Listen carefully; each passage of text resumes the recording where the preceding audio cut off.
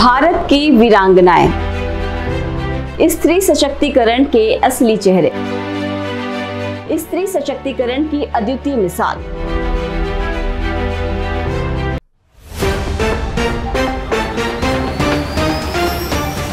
युद्ध के मैदान में जीत के झंडे गाड़ने वाली वीरांगनाएं, फेमिनिज्म की असली परिभाषा अंकित करने वाली 3 महारानियां। एसडीएम ज्योति मौर्य केस की चर्चा वैसे तो काफी दिनों से हो रही है, पर हमारा ध्यान उस केस में कम, इस मामले के ऊपर लोगों ने जो अपने विचार प्रकट किए हैं उस पर ज्यादा है।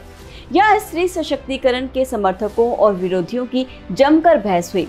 वैसे तो अवैध संबंध चाहे स्त्री रखे या पुरुष रखे, हर हाल में गलत है। यहाँ जो आश्चर्यचकित करता है वो ये है कि कुछ लोगों का कहना है कि यदि अवैध संबंध एक पुरुष रख सकता है तो स्त्री का इस प्रकार से अपने पति को धोखा देना कोई बड़ी बात नहीं है। आज स्त्री सशक्तिकरण की परिभाषा धुंधली सी पड़ गई है। शराब, सिगरेट पीना, अश्लीलता का प्रदर्शन, गालियां देना, अनेक साथियों के साथ शारीरिक संबंध स्थापित करना, विवाह जैसी पवित्र परंपरा का अपमान करना, ये सारी बातें आजकल गुण दोष न होकर स्त्री सशक्तिकरण और स्वतंत्रता का प्रतीक बन बैठी हैं। ऐसे में जरूरी है कि हम एक बार फिर इतिहास में झांकें और समझें कि सशक्तिकरण का वास्तविक अर्थ स्वतंत्रता की मांग करने में या स्वतंत्र की भीख मांगने में नहीं है। फेमिनिज्म का मतलब है उस स्वतंत्रता के लिए किसी भी पुरुष से अधिक साहस दिखा के लड़ना, खुद को इस लड़ाई के काबिल बनाने के लिए संघर्ष करना। ये सीखने के लिए हमें पश्चिमी देश की ओर देखने की जरूरत नहीं है। हमारे अपने देश में इतिहास में बहुत से ऐसे उदाहरण मौजूद हैं जो वाकई में स्त्री सशक्तिकरण की परिभाषा को सार्थकता देते हैं। आइए देखते हैं ऐसी 3 महिला वीरांगनाओं के बारे में जो अपनी और अपने लोगों की सुरक्षा और प्रगति के लिए किसी भी पुरुष पर निर्भर नहीं रही। सबसे पहले हम बात करते हैं रानी दुर्गावती की। अकबर जैसी सल्तनत से 3 बार लोहा लेने वाली रानी दुर्गावती आज भी वीरता की अद्वितीय मिसाल है। गोंडवाना राज्य की महारानी रानी दुर्गावती ने राज्य का भार तब संभाला जब उनके पति गोंडवाना के राजा राणा दलपत शाह की मृत्यु हो गई। इस नाजुक वक्त का फायदा उठाते हुए अकबर ने रानी दुर्गावती को आत्मसमर्पण करने की धमकी दी, जिसका जवाब उन्होंने सिंगोलगढ़ के युद्ध के रूप में दिया, जहां उन्होंने मुगलों को लोहे के चने चबा दिए।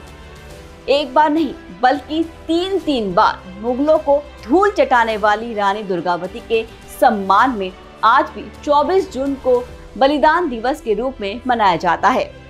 दूसरी वीरांगना की बात करते हैं नायिका देवी। गोवा के कदंब राजा महामंडलेश्वर की पुत्री नायिका देवी के बारे में शायद ही आज कोई जानता हो। गुजरात के सोलंकी वंश के अजय पाल सिंह से उनका विवाह हुआ था। विवाह के 4 साल बाद ही उन्होंने अपने पति को खो दिया था, जिसके पश्चात उन्होंने अपने बेटे को अनिल हवारा के सिंहासन पर बैठाया और खुद को उनके प्रतिशास के रूप में राजमाता का कर्तव्य निभाती रही। उस समय मोहम्मद गौरी जैसे क्रूर शासक की नजर अनिल हवारा पे पड़ी। शायद उसे लगा कि एक विधवा और उसके अल्प आयु पुत्र पर विजय प्राप्त करना कितना ही मुश्किल होगा।